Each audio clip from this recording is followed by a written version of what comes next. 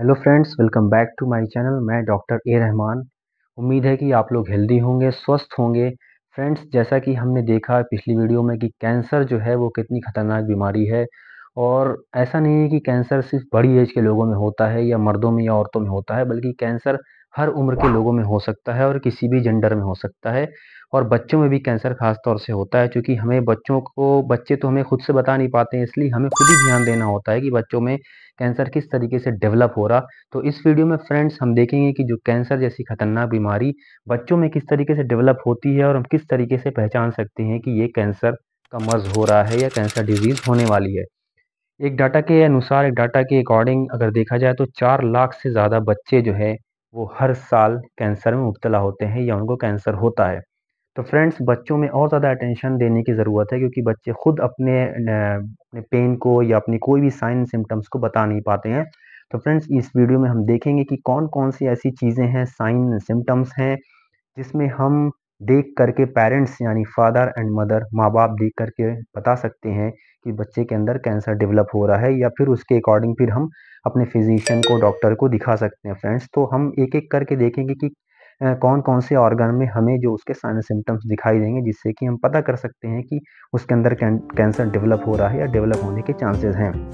सबसे पहले हम देखेंगे कि आँख के अंदर जो है वो हमें देखना है। आँख चूँकि सामने दिखती है, हम इज़िली देख सकते हैं अपने बच्चे के अंदर कि आँख के अंदर कोई नई व्हाइट स्पॉट्स, सफ़ेद स्पॉट्स तो नहीं बन रहे हैं, या आँख के अंदर कहीं भी किसी भी पोर्शन में कोई एक सफ़ेद सा स्पॉट्स या धब्बा हमें नज़र आ रहा हो, तो फिर हमें उसके बारे में थोड़ा-सा चौकन्ना हो जाना चाहिए।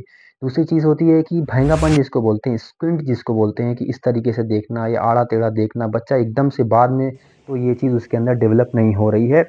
और फिर तीसरी चीज़ होती है कि उसके अंदर ऐसा तो नहीं कि वो बहुत सारी चीज़ों को देख नहीं पा रहा, जज नहीं कर पा रहा, डिस्टेंस को समझ नहीं पा रहा, दूरी को समझ नहीं पा रहा। हो सकता हो कि उसके अंदर कोई कैंसर डेवलप हो रहा हो। तो इसी तरीके से आई बॉल जो होती है, ये आई बॉल का बाहर की तरफ बल्ज हो जाना, निकल के करके आना, अगर इस तरीके की कोई साइन सिम्पटम्स डेवलप हो रहे हैं, तो हमें फ़ौरन अपने फिजिशियन से कंसल्ट करना चाहिए। दूसरी चीज़ है फ्रेंड्स लंप, यानी कि कहीं पे भी ऐसा गोश्त के जैसा या गोश्तनुमा कोई ऐसी चीज़ बॉडी के अंदर कहीं डेवलप तो नहीं हो रही उस बच्चे के अंदर। इस पे हमें ख़ास ध्यान देना चाहिए, और ख़ास करके जैसे एब्डोमेन के अंदर हम बार-बार उसको बीच-बीच में हम एग्ज़ामिन कर सकते हैं, उसको टच करके देख सकते हैं कि कोई ऐसी लंप जैसी चीज़, कोई गोश्त जैसी चीज़ तो उसके एब्डोमेन में नहीं बन रही है। इसका ख़ास ख़्याल रखें। दूसरी चीज़ ये कि पेल्विस का जो रीजन होता है, ये रीजन में भी हमें चेक करके देखना है बच्चे के अंदर। दूसरी चीज़ है हेड के अंदर हमें टच करके देखना है कि स्किन के अंदर या ऊपर बोन के अंदर कहीं पे कोई ऐसी गाँठ या कोई इस तरीके की चीज़ तो नहीं आ रही है। फिर हेड के बाद हम देखेंगे नेक की तरफ। नेक पे बहुत सारी गाँठें हम आसानी से हमें दिख जाएँगी, बच्चे को जब नहला रहे हों या मालिश कर रहे हों, उस वक़्त हम देख सकते हैं कि कहीं उसको कोई गाँठ तो डेवलप नहीं हो रही है। फिर तीसरी चीज़ है कि हाथ-पैर में कहीं पे भी और दूसरी जगहों पे भी कहीं लम्प जैसा चीज़ फ़ील तो नहीं हो रही है, कुछ ऐसी उभरी हुई चीज़ तो नहीं हो रही है। तो इस तरीके से अगर मेल है तो फिर उसके अंदर जो टेस्टिस होती है, टेस्टिस के अंदर भी हम टच करके देख सकते हैं छोटे बच्चे को, या पेन बता रहा है तो तब भी हम थोड़ा-सा हमें ध्यान देना होगा कि कहीं उसको कैंसर डेवलप तो नहीं हो रहा है। फिर एक चीज़ आती है ग्लैंड्स, जो बहुत सारी हमारी जो नेचुरल ग्लैंड्स होती हैं यहाँ पे पीछे बैक साइड में और आपका इंग्वाइनल रीजन में, दोनों पैरों के बीच में। तो उन ग्लैंड्स को भी हमें बीच-बीच में एग्ज़ामिन करते रहना है, टच करते रहना है कि कहीं बच्चे को कैंसर डेवलप तो नहीं हो रहा है। एक चीज़ होती है अनएक्सप्लेन्ड सिम्पटम। अनएक्सप्लेन्ड सिम्पटम में ये आता है कि जैसे बच्चे को बहुत दिनों से बुखार है और उसका कोई ख़ास हमें कोई कॉज़ या कोई कारण हमें समझ में नहीं आ रहा है, तो फिर हमें थोड़ा-सा ध्यान देना पड़ेगा उसको कि ये फ़ीवर क्यों आ रहा है। और वो फ़ीवर अगर स्पेशली 2 या 3 हफ़्ते से ज़्यादा अगर कंटिन्यू हो रहा है वो फ़ीवर या बुखार, तो हमें अपने डॉक्टर से कंसल्ट करना चाहिए। या इसी तरीके से लॉस ऑफ वेट हो रहा है, कोई ऐसी वजह भी हमें ज़ाहिर में समझ में नहीं आ रही है कि इसका वेट क्यों कम हो रहा है, लेकिन लॉस ऑफ वेट हो रहा है, या फिर पैलर हो रहा है, उसके अंदर खून की कमी हो रही है। इसी तरीके से बच्चा खेल के थोड़ा-सा खेलता है और थक जाता है, लेटने लेटने का उसका जी करता है।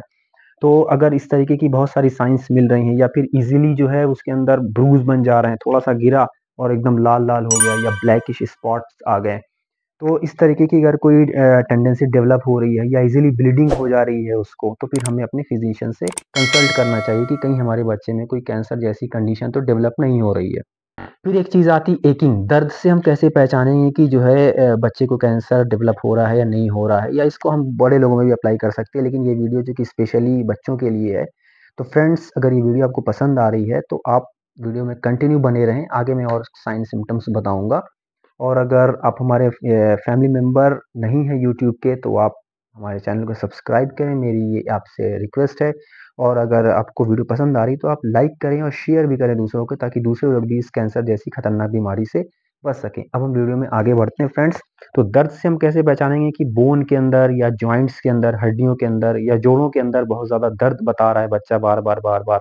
अच्छा, बहुत ज़्यादा प्रैक्टिस नहीं कर रहा है, बहुत ज़्यादा मेहनत भी नहीं कर रहा, लेकिन वो जॉइंट्स के अंदर या बैक एक में बता रहा है, या फिर बच्चा हल्का-सा गिरा और उसकी हड्डी टूट गई, फ्रैक्चर हो गया। तो इस तरीके की जो साइन सिम्पटम्स होती हैं, ये आमतौर से कैंसर के पेशेंट में देखने में आती हैं। फिर एक चीज़ होती है न्यूरोलॉजिकल साइन एंड सिम्पटम, यानी कि जो हमारे आसाब हैं, यानी जो हमारी नर्व्स है, उससे रिलेटेड कोई ऐसे साइन एंड सिम्पटम्स ज़ाहिर हो रहे हैं, तो फिर हमें फ़ौरन अपने फिजिशियन से कंसल्ट करना चाहिए, क्योंकि बच्चों का मामला बहुत ज़्यादा सेंसिटिव होता है और कैंसर जो है वो एकदम से फैलता है और बिल्कुल भी सर्वाइवल का चांस ही नहीं देगा।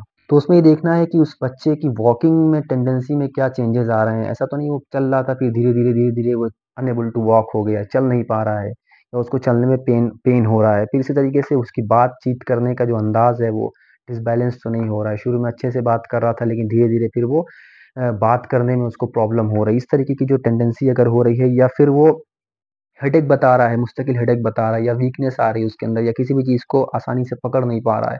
तो ये तमाम साइन सिम्पटम्स बेसिक हैं, जो कि हमें कैंसर में देखने में मिलती हैं। तो हमें फ़ौरन अपने फिजिशियन से कंसल्ट करना चाहिए, पीडियाट्रिशियन से स्पेशली करना चाहिए, जो बच्चों के डॉक्टर होते हैं। तो फ्रेंड्स, ये थी हमारी वीडियो, और वीडियो में एक चीज़ ये होती है कि जब भी हमें इसमें से कोई साइन सिम्पटम हमें ज़ाहिर हो, तो फ़ौरन हमें अटेंटिव हो जाना चाहिए, एकदम हमें रेडी हो जाना चाहिए कि कोई ना कोई ये डेंजर साइन है, और बच्चे को फ़ौरन फिजिशियन के पास, पीडियाट्रिशियन के पास ले जाना चाहिए। तो फ्रेंड्स, इसी के साथ अब मैं अलविदा लेता हूँ। मिलेंगे अगली वीडियो में एक और स्टडी के साथ और एक और बेहतरीन टॉपिक के साथ।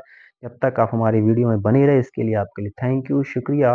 Once again thanks a lot. और प्लीज़ लाइक करें, शेयर करें, और चैनल में अगर नए हैं तो चैनल को सब्सक्राइब करें, because health is for all.